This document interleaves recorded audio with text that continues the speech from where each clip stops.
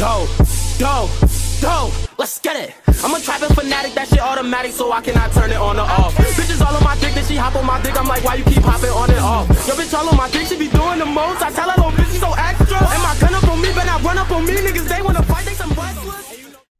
As Japan's strikers become old and no longer able to compete at the national level, a new talent was needed to keep them relevant. However, for quite some time, there was nothing at all. Japan fell further and further down the totem pole of world football. Decades go by before they can even compete against another team for a World Cup. However, the death of their old stars caused Japan's own supernova to be born. Yoichi Isagi, a striker from the Generation 11, is seen making his debut in a French league alongside prodigy Julian Loki, as at this time Loki was 13 while Isagi was 15. These two players were introduced to each other early on and stepped into the field. Isagi said no words to anyone until Loki wrapped his arm around him. Are you ready? It's time for us to shine to the world. All of those other players need to move out of the way and make way for us, the next generation of champions. Isagi then looks at him with no expression at all, causing Loki to call him out. Just smile for once in your life. At least be a little excited to play football like this. Isagi then turned his head to Loki, with everyone on the team looking at him. I'm pretty pumped actually. Isagi slightly smiles, causing everyone, even the coach, to freak out, as this gives the team another reason why they can't lose at all. They need to win this match more than anything, as the team that they were facing won the 15U tournament in the past year. But now these two prodigies have arrived to claim victory for their own. The coach goes over their formation one last time, stating Isagi and Loki will be their center forwards in their 3-5-2 formation. Isagi then walks to the center of the field, starting with the ball at his feet. Another player looks to him, calling him out as an outsider with no chance in France. Isagi turns his head, making a comeback in French before swinging the ball to his center line, as these midfielders would struggle to get it past half, going back and forth between passes but being tightly guarded by the opposing team. Isagi, seeing this, runs back and checks in for one of the passes with his back turned. Isagi raises his hand, causing his teammate to send it his way, finding an opening. That same player then comes up behind Isagi, blocking him off from turning. There's no way for you to escape me now. Isagi then turns his body sideways, allowing the ball to then roll up his calf. What the hell? Isagi then used the momentum of it to send the ball over his head, where he now ducks under the arm of his defender, not saying a word at all, as now he has free space, where he decides to take the ball more to his left side. A defender would appear, cutting off the straight path and forcing him down the center. The opposing coach states that prodigy or not, he fell right into their trap. So, that's what they have planned. I'm surrounded with nowhere to run. Isagi then stops, noticing the expressions of the defenders, as they look nervous. They should be. Isagi sends the ball over their heads, and the first bounce, it's picked up by Loki. Man, I can't believe they're that slow. Loki goes to shoot but is blocked by the keeper. However, the ball bounces into an open area where Isagi now stood. His eyes glowed in a way because of his spatial awareness. No more games. This goal is mine alone. Isagi kicks it into the back of the net, making a statement with this goal, as he clenched his fist and turned to his opponents, while in his head saying that they won't be able to stop his direct shot. As Loki tells Isagi that it was an amazing shot, but the way he always predicts the play is kind of scary. Isagi himself doesn't even understand why he's able to do so, but he sees the field differently. All he knows is that it makes it easier for him, so he continuously honed his vision.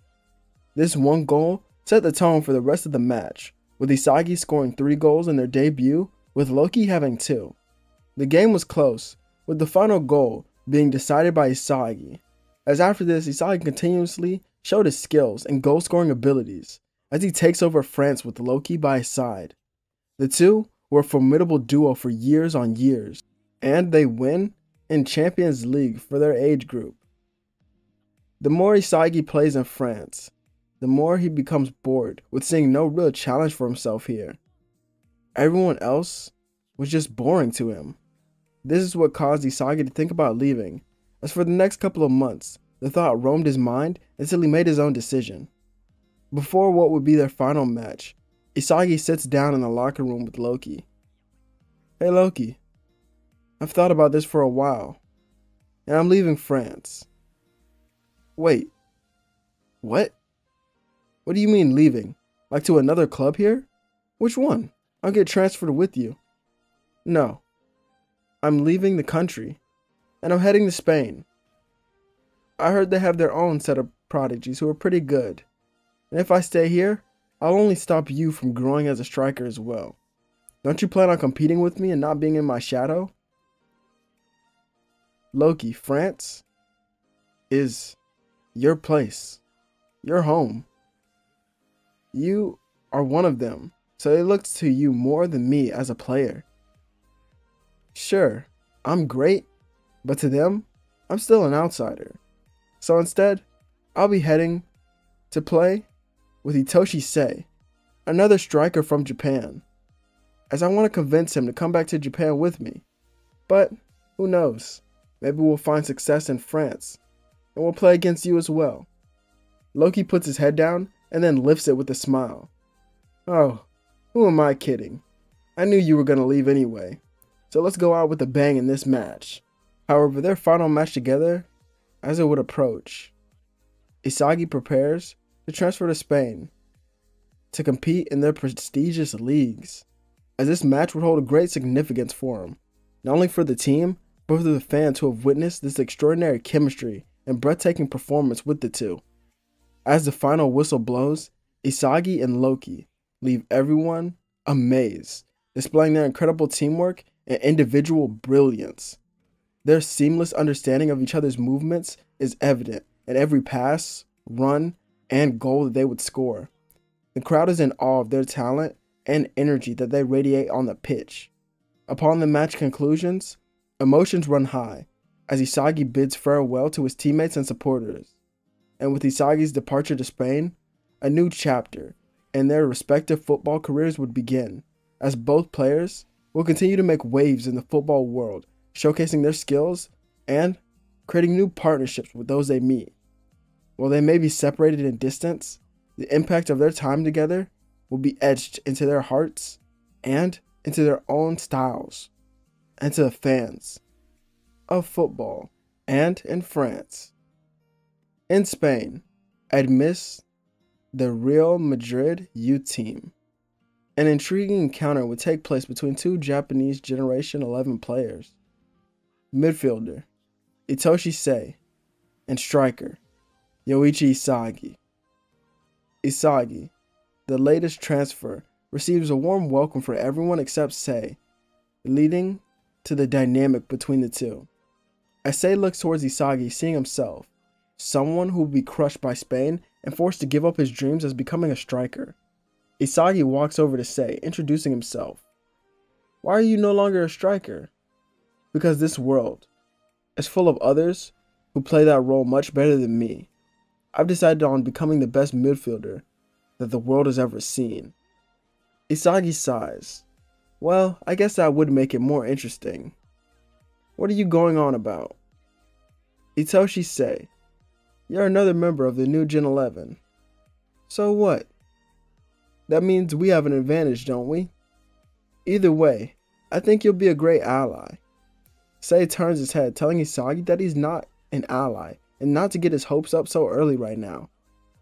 On the training ground, Sei's technical prowess and strategic thinking work perfectly with the calculated and rational thoughts of Isagi. Gradually, they begin recognizing each other's strengths and the value that they would bring to each other and the team. As off the field, chance encounters and experiences bring them closer, as they somewhat become friends and find a common ground within their shared background and their dreams of success in the football world. With time, Sei starts to appreciate Isagi's dedication and determination, while Isagi begins to admire Sei's exceptional vision and precision passes. Their interesting relationship becomes a blend of a friendly rivalry in a way, a collaboration and a support of each other, as they strive for excellence together and expect nothing but the best whenever they play together. Sei and Isagi learn that from their differences, they actually complement each other's styles pretty well, as their journey to Spain is only a test of their skills, but also shapes their characters and their bond in a way. As through their ups and downs, success and setbacks, Sei and Isagi discover their strength and discover their flaws in their own styles, becoming even better. But this only goes on for a couple more years, until we arrive in the canon timeline. Yoichi Isagi, a striker for the New Gen 11, has finally returned to his homeland after an illustrious journey through France and Spain, where he dominated the world of football. Alongside him is Itoshi Sei, a fellow midfielder of the New Gen 11, whom he met during his time in Spain. As they make their triumphant return, the duo finds themselves drawn to a conference discussing Project Blue Lock, a significant thing that was now happening in Japanese football, as it was their plan to find a striker. Inspired by their passion for the sport and driven by the desire to bring victory to this country, Isagi and Sei confidently step forward for an interview, declaring that they will be the ones to save Japanese football with their remarkable skills and unwavering determination. Isagi and Sei embody the hope and ambition needed to revive this nation's football progress. Their return to Japan marks a new beginning, a new chapter for this country, where they aim to lead themselves and their team to glory. Isagi will be the one to state that any striker that Japan was looking for was right here. He was the striker, as Project Blue Lock will be pointless, but he'll still be watching and waiting for the striker that they produce to battle him head on. Henry then wonders why Igo was so confident in this project. Quite some time does pass until we see Isagi training intensely with his personal coaches and staff team, as a woman walks up to him, handing them a phone. Hello? Hey, Yoichi Isagi. Oh, what's up, Sei? Been a while, hasn't it? On the other end of the line, we see Sei sitting down, looking at some papers. It seems some idiots have decided that we'll be playing in the match against Blue Lock's team with the Japan U20 team. Is that so? And what do we get if we beat this lousy team made up of strikers? Sei then states that he should already know what they would earn. Isagi is then seen lifting his hair, which had sweat on it, off of his face so that you could see his eyes, fixated on his dreams. Yeah, you're right. So let me get ready to claim my spot as Japan's best striker. Itoshi Sei chuckles, saying that this match will be in a couple of weeks, so they do have time to meet, prepare, and work with the new team. Isagi then hangs up the phone while we see his eyes once again glowing in a strange manner and pattern. The next week arrives before he can realize it, and Isagi walks into the meeting room with the U20 team. As he steps in, the aura and air both shifts to his liking. Everyone stiffens up, expecting some overwhelming player, but Isagi walks in calm as ever. He looks to his coach, who greets him, but he ignores him and walks over, sitting down next to Itoshi Sei. If I'm gonna speak from a logical standpoint, I don't think they have a chance against us, especially if you have the two of us playing for this lousy team. But why would we play for a team if there was nothing to benefit us? Itoshi Sei then gives off a slight smirk while closing his eyes. Sendo, their current striker, relays how can Isagi be that special anyway, and think he'll lead them to victory, as he'll be the one to do so. Isagi then looks at him, gaining a serious expression. You truly believe you're a better striker than me? Show me your will, and I'll destroy it before your very eyes. Sendo and Isagi stand up, clashing with their eyes alongside their ideals. They head to their practice field and have a goalkeeper set up. The two of them then stand in the center of the small field, and Sendo starts with the ball. He performs a quick elastico into a turn, but Isagi was right on him. What? You must be lucky. He keeps dribbling but gets nowhere at all. He then begins to panic, just trying different moves. Don't you get it? All of this is pointless. Isagi then claims the ball for himself with a steal, and he turns back to face Sendo. Isagi then focuses more and more, looking past Sendo and at goal. It doesn't matter who's in my way. If I can't score, then I'm not a striker. Sendo only gets to hear the loud boom and crack of Isagi's shot as it skyrockets past his head and into the goal before the keeper could even react. Itoshi Sei then leaves the room, with Aiku questioning that shot. Sei then stops walking and turns around, focusing on Isagi. That shot is the reason why he's been named Japan's own supernova. Yoichi Isagi and his star shot are truly scary. Oliver Aiku can't even keep his eyes off of Isagi after seeing that shot, as all the data that he has on him appears unknown in his mind, wondering if he could even guard him. As he thinks this, another player then runs onto the field trying to attack Isagi, but is dodged over and over. Shido then looks, asking to fight for this position as well. And you are the one who will plunge you into hell. Is that so? Isagi then looks to the keeper who passes him the ball, and Shido goes for the kill, but is dodged by Isagi, who then spins around him. As Shido almost loses his balance but turns back to see Isagi winding up his star shot once again. Oh, not on me. He goes for the deflect, but it's a fake shot into a quick feint and then to a turn. Plunge me into hell, you say? Why would I ever go back to that place that I escaped so long ago? Isagi's aura then shifts as we see a small glimpse into his dark, flow-like state. It completely consumes even Shido and leaves him on the ground as he had his ankles broken, as Isagi would then score another insane goal. Is that all? Looks like you never knew what true hell was in the first place.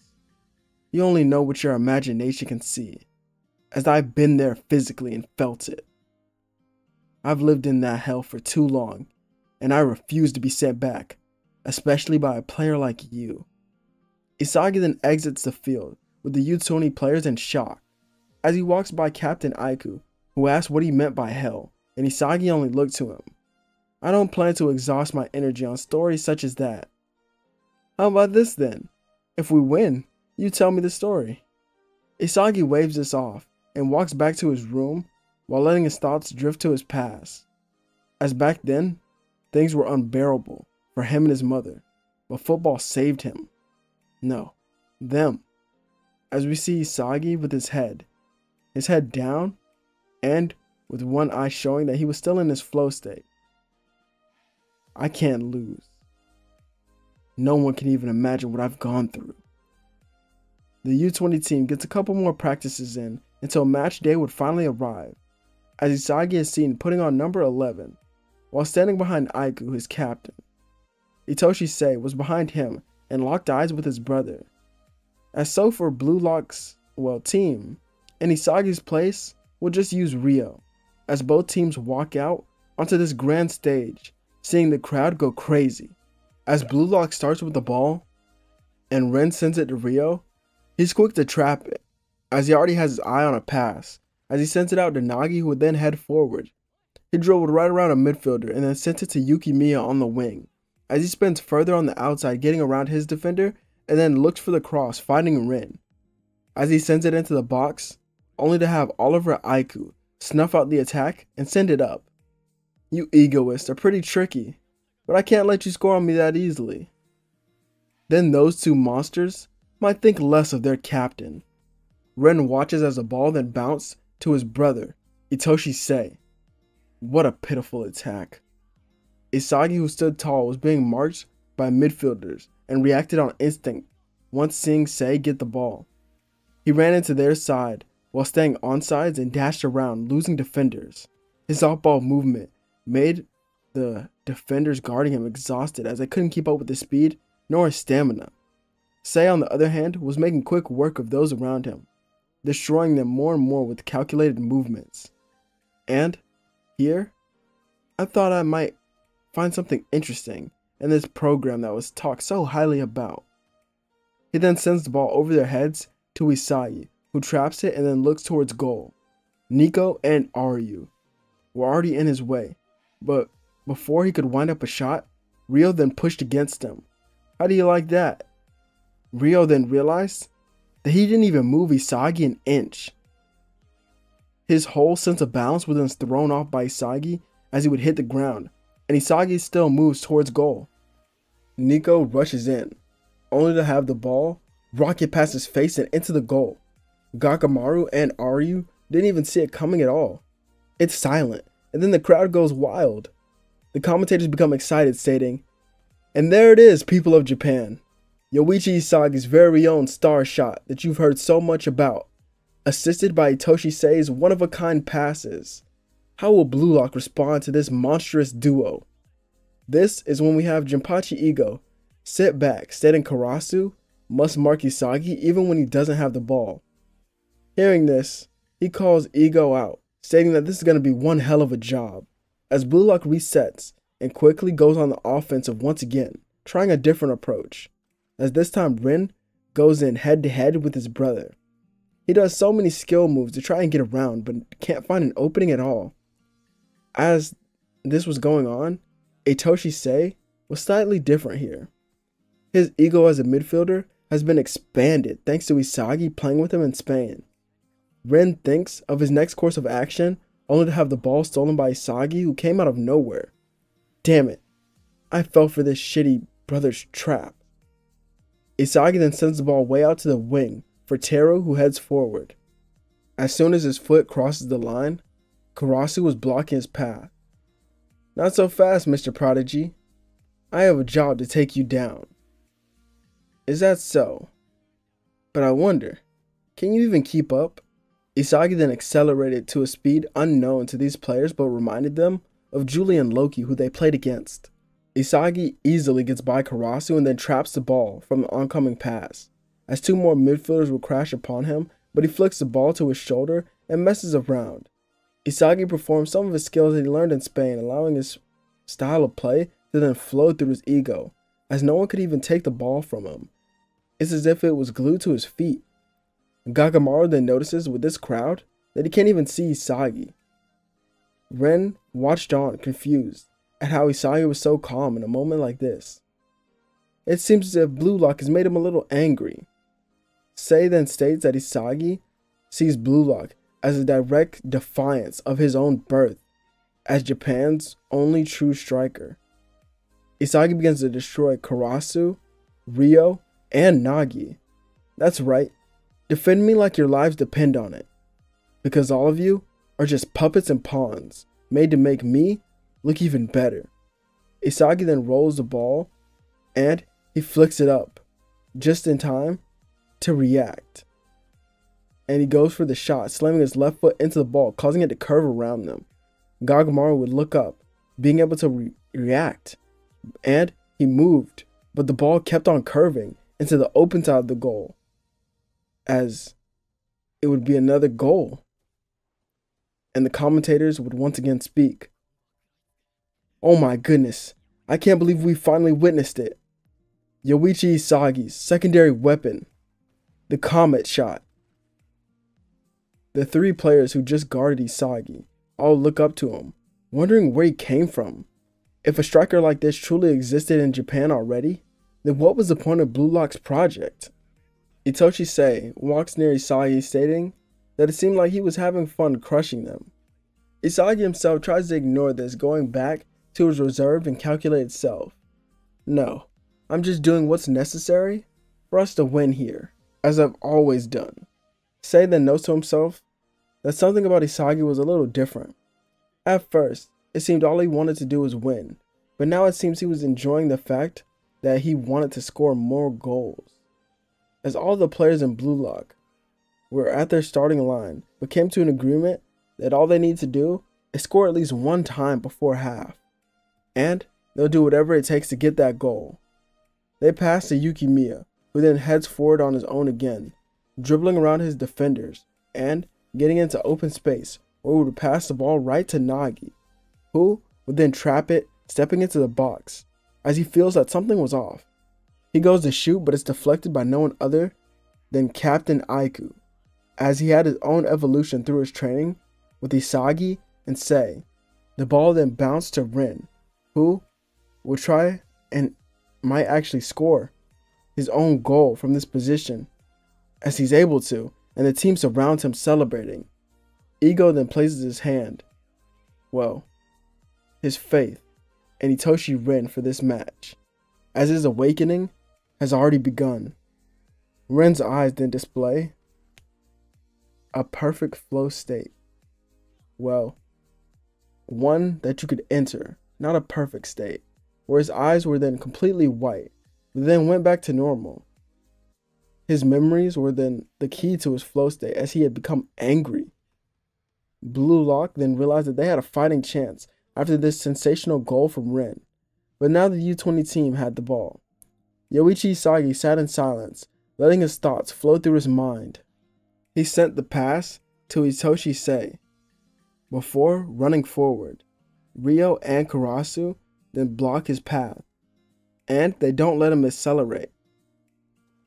Sei, seeing this, just dribbles around his brother, looking for another player who could be open. As he goes to pass, he stops himself as he could feel something that he's sensed before. He sends the ball with a crazy amount of speed right to Isagi, who traps it with his back turned to these three players. As he enters his own flow state, that was much different.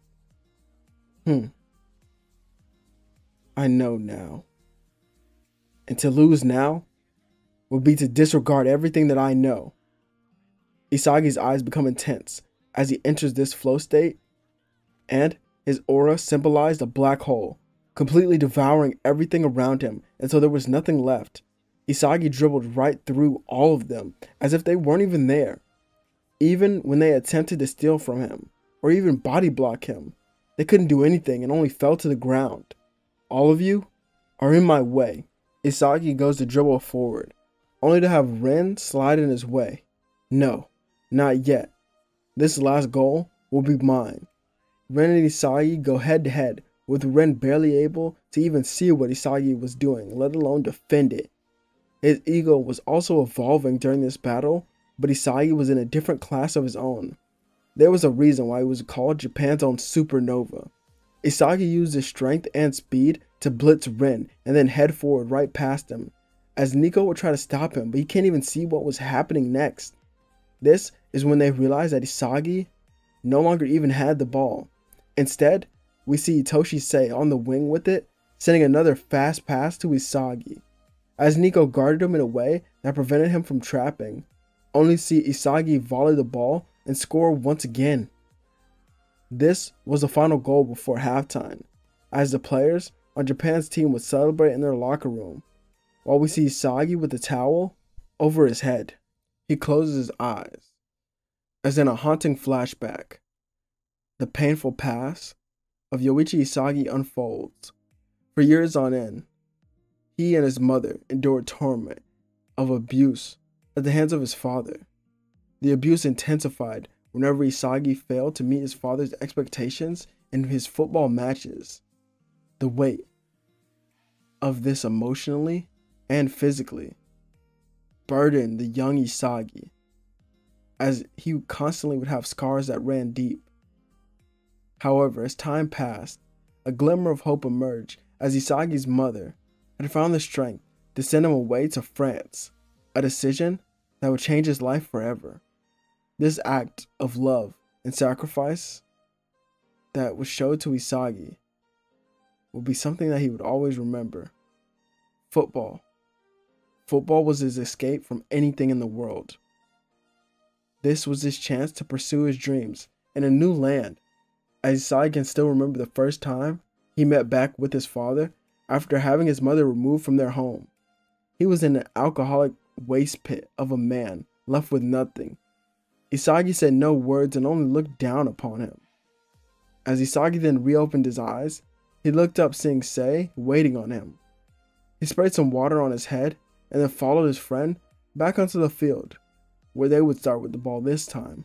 Blue Lock's formation did change to a 3-5-2, with Baru being subbed in for Otoya and Raichi being subbed in for Karasu. Isagi stood up looking at the sky, noting that there was nothing left stopping him but himself. The words of his mother then rang throughout his head, telling him to have fun while playing football, as it's all he has, so enjoy it because he can't play forever. Isagi smiles and then passes it back to Sei, who dribbles forward. Isagi then headed into the midfield with Raichi guarding him. "Not on my watch, you cocky bastard." Isagi then begins smiling, telling Raichi to make this interesting for him. Raichi didn't know what he was talking about until Isagi got the ball and then rainbowed it over his head into an elastico. Isagi looked up and dribbled right around Aryu, who was too slow to even keep up and went for a shot. But now, Chiguri was fast enough to slide in, thinking that he would block it. But even Itoshi Sei began smiling. "You idiots fell for it again." Chiguri then looks back to see Isagi faking the shot while grinning ear to ear. Football is truly amazing. So why would I let you disgraceful clumps of dust get in my way of shining? Isagi then dribbles around Raichi and Aryu once again, slamming his foot into the ball, as the true Yoichi Isagi had awakened, a player whose talents may have no limits. Isagi exploded into celebration after scoring this goal, allowing Japan to truly feel his passion, with even Jinpachi Ego noting that Isagi was a player that he was looking for. Isagi then turns his back to Sei, who was in his flow state as well, as these two go on to completely demolish Blue Lock in their dreams of becoming the best strikers. Through this match, it was proven to the world, or at least Japan, that Yoichi Isagi will be the one to lead Japan to another World Cup.